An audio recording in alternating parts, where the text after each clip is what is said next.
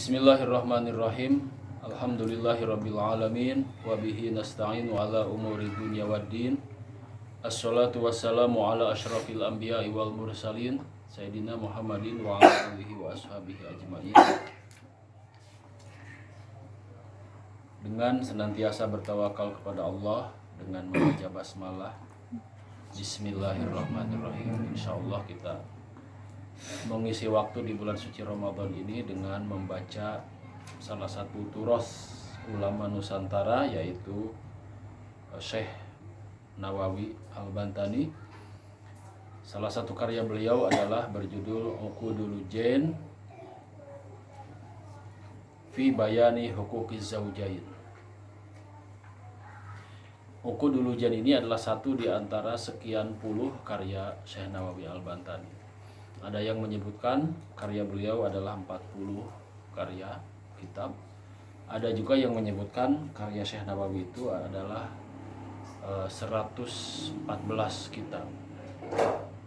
Tapi kalau berdasarkan beberapa referensi yang terpercaya, yang terlacak itu ada 40-an kitab. Salah satunya adalah Uqudul Jen. Kitab ini membahas tentang fikih rumah tangga, tentang hak dan kewajiban suami istri. Jadi bagi kita yang sudah berkeluarga, kitab ini penting supaya atau untuk mengetahui apakah kita telah menjalankan tugas kita sebagai suami atau istri dengan baik atau belum. Juga bagi Anda yang belum menikah, kitab ini juga bisa menjadi salah satu bekal sebelum kita semua mengarungi bahtera rumah tangga.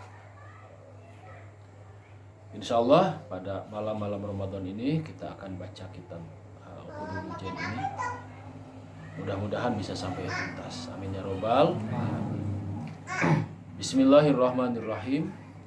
Qala al-faqir, telah berkata al-faqir ila rahmati rabb al-ghaffar.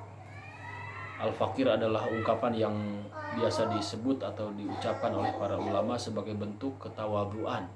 Al-faqir, orang yang butuh. Kadang-kadang kita mendengar orang mengatakan al-faqir ingin belajar. Al-faqir itu orang yang butuh. Ada al-miskin, ada al-faqir. Al-faqir ini lebih fakir, ya, lebih tidak punya daripada miskin. Qala al-faqir ila rahmatir rabb, orang yang butuh terhadap rahmat atau kasih sayang Tuhan. Al-Ghaffar, zat Tuhan yang maha pengampun. Muhammad al-Mu'tarif bil auzar, yang selalu mengakui dosa-dosa. Basarahullahu uyuba nafsihi wa ja'ala yaumahu khairan min amsihi. Ini adalah harapan, semoga Allah menyingkapkan, menampakkan aib dirinya. Juga semoga Allah menjadikan hari-harinya lebih baik daripada hari kemarin. Nah, ucapan Syekh Nawawi mengawali kitab ini adalah Alhamdulillahi kama yanbaghi lahu wassalatu wassalamu ala sayyidina Muhammadin wa alihi wa sahbihi adadi kulli ma'lumin lah. Amma ba'd, fahadha kitab ini mubtada, syarhun adalah sebuah syarah, sebuah penjelasan. Tolabahu telah diminta, minni dari aku. Siapa? Ba'dul muhibbin, sebagian murid-murid atau para pecintaku. Jadi kata Syekh Nawawi, sekelompok muridnya, para pecinta beliau, datang kepada Syekh Nawawi untuk supaya beliau menulis ala risalah al-muta'alliqah bi umuriz zawjaini, sebuah risalah, sebuah karya yang terkait dengan hak-hak dan kewajiban suami istri. Allati sonnafaha ba'dun nasuhi, yang telah ditulis oleh an-nasuhin, ba'dun nasuhin, sebagian orang-orang atau para penasehat atau para ulama yang lain. Jadi di sini Syekh Nawawi menjelaskan bahwa latar belakang dari penulisan kitab Uqudul Jen ini adalah permintaan dari sebagian muridnya atau sebagian al-muhibbin, para pecintanya, supaya beliau menulis sebuah risalah atau menjelaskan atau memberikan syarah terhadap sebuah risalah yang telah ada sebelumnya.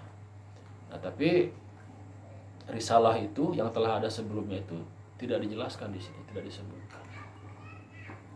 Sehingga para peneliti, para akademisi sehingga saat ini berpendapat bahwa Uqudul Lujain ini adalah memang matan dan syarahnya adalah memang karya Syekh Nawawi Al-Bantani.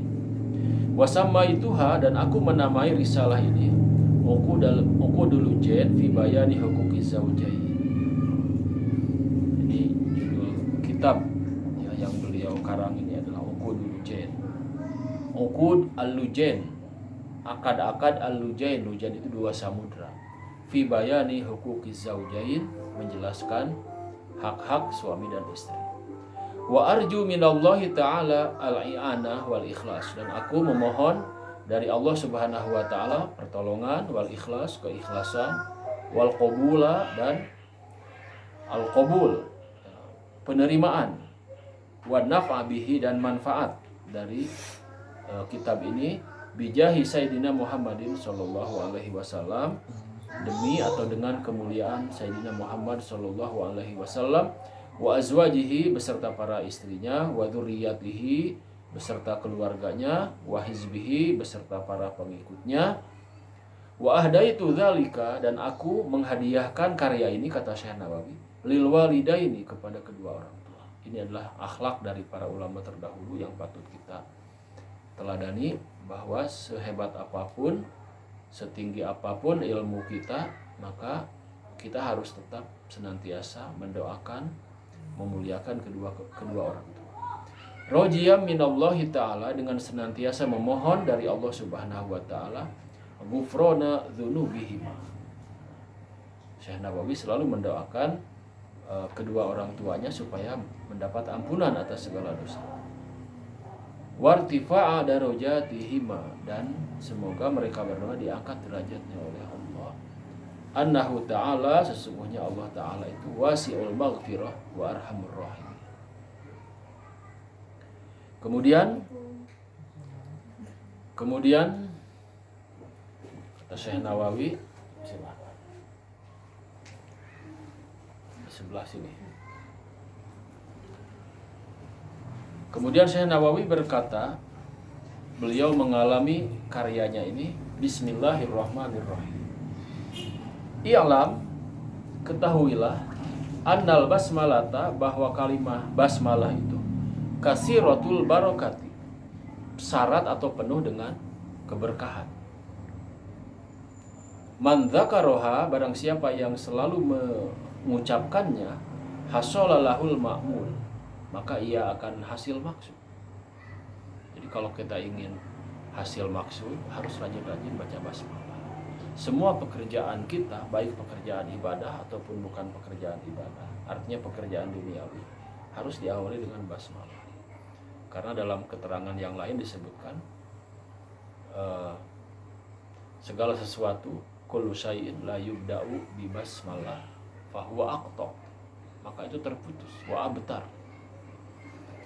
Suatu perbuatan yang tidak diawali dengan basmalah itu kehilangan keberkahan. Kita mau tidur baca basmalah, maka tidur kita akan tenang, nyenyak, tidak akan diganggu oleh setan, tidak akan dipeluk oleh iblis. Tapi kalau kita tidurnya nggak pakai basmalah, iblis atau setan itu akan tidur bersama kita.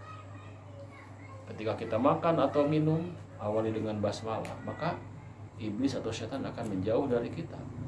Tapi kalau tidak pakai basmalah, iblis atau setan itu akan ikut makan.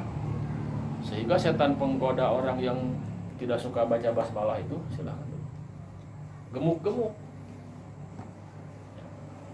Ketika Ustadz Muhrijin nanti sudah berkeluarga semalam Jumat sama istrinya, baca basmalah dulu. Iblis hanya nonton dari pintu. Tapi kalau nggak pakai basmalah, ikutan. Nah ini, jadi kata Syekh Nawawi, al-basmalah kasiratul barokah, man dzakaroha hasala lahul ma'mul, wa man wadhaba 'alaiha, barang siapa yang membiasakannya, hudhiya bil qabul, maka ia akan memperoleh anugerah berupa al-qabul, penerimaan atau ya keberhasilan dalam segala sesuatu. Qila, diucapkan atau disebutkan, annal kutubal munazzalata minas samai, bahwa kitab yang diturunkan oleh Allah dari langit, maksudnya dari Allah, ilal ardi kepada umat manusia ini, mi'ah wa arba'ah suhu, ada 104 suhu. Jadi Allah menurunkan wahyu itu ada 104 buah atau 104 suhu. Syis situn, ada nabi namanya Nabi Syis situn. Nabi yang diturunkan oleh Allah itu dalam sebuah kaul disebutkan jumlahnya ada 124.000 nabi. Dari 124.000 itu ada 313 orang yang merangkap juga sebagai rasul, mendapat wahyu dari Allah untuk dirinya dan juga berkewajiban menyampaikan kepada umatnya, itu rasul 313. Tapi yang wajib kita ketahui itu dan disebutkan dalam Al-Quran hanya 25. Selain yang 25 ini ada Nabi Daniel. Di Mesir ada makamnya. Termasuk Nabi yang disebutkan, yang diceritakan dalam surat Al-Kahfi, yang bertemu dengan Nabi Musa, yaitu Nabi Khidir. Meskipun Allah tidak menyebutkan nama Khidir dalam surat Al-Kahfi. Di sini ada disebut oleh Syekh Nawawi, Nabi Sis itu memperoleh atau menerima 60 mushaf. Wa suhufu Ibrahim, dan suhuf Nabi Ibrahim salasun, ada 30 suhuf. Wa suhufu Musa qabla Taurah asyrah, suhuf Nabi Musa sebelum kitab Taurat asyrah, ada 10. Nah, sehingga jumlahnya tadi 60 tambah 30 90 ditambah 10 100. Nah, 4 lagi adalah wat Taurat wal Injil waz Zabur wal Furqan, di 104. Wa ma'ani kullil kutubi, dan kandungan setiap kitab yang 104 ini, majmu'atun fil Qur'ani, semuanya terkumpul atau ada di dalam kitab suci Al-Qur'an. Makanya Al-Qur'an itu disebut oleh Allah musaddiqal lima baina yadayhi, membenarkan, menyempurnakan terhadap kitab-kitab yang telah ada sebelumnya. Wa ma'anil Qur'ani, dan kandungan Al-Qur'an yang 30 juz, yang 114 surat itu, majmu'atun, ini khobar, eta majmu'atun, iku majmu'atun, terkumpul fil Fatihah, dalam surat Al-Fatihah. Intisari Al-Qur'an itu terhimpun dalam Al-Fatihah. Wa ma'anil Fatihah, dan intisari atau makna Al-Fatihah itu majmu'atun fil basmalah, terhimpun dalam kalimat basmalah. Wa ma'anil basmalah, dan kandungan al-basmalah itu majmu'atun fi ba'iha, terhimpun atau tersimpan dalam huruf ba-nya. Jadi luar biasa kalimat basmalah. Makanya kalau kita ingin sukses, ingin berhasil, ingin hasil maksud apapun itu, maka awali setiap perbuatan kita dengan basmalah. Wa kana ba'dul ulama'i, dulu ada sebagian ulama, kata Syekh Nawawi, as-solihin, mereka orang-orang yang soleh, asobahu maradun syadidun, pernah ditimpa penyakit yang sangat berat. Ajazal atibba'u, sehingga para dokter itu menyerah, tidak mampu lagi mengobatinya. Fatafakkara fi ba'dil ahyan, maka si ulama yang sakit ini berpikir, memikirkan, merenungkan tilkal ibarat, kalimat yang tadi, yaitu tentang kemuliaan basmalah. Fawadhaba 'alal basmalah, kemudian pada saat ia sakit itu, wadhaba 'alal basmalah, ia mulai merutinkan membaca basmalah. Min ghairi adadin mahsurin, tanpa ada pembatas, tanpa ada batas hitungan tertentu, pokoknya sebanyak mungkin. Fasyafahullahu ta'ala bibarakatiha, maka kemudian Allah Subhanahu wa ta'ala memberikan kesembuhan kepadanya dengan keberkahan al-basmalah. Nah, ini prolog atau kalimat-kalimat pembuka yang disampaikan oleh Syekh Nawawi Banten ketika mengawali salah satu karyanya yang berjudul Uqudul Jen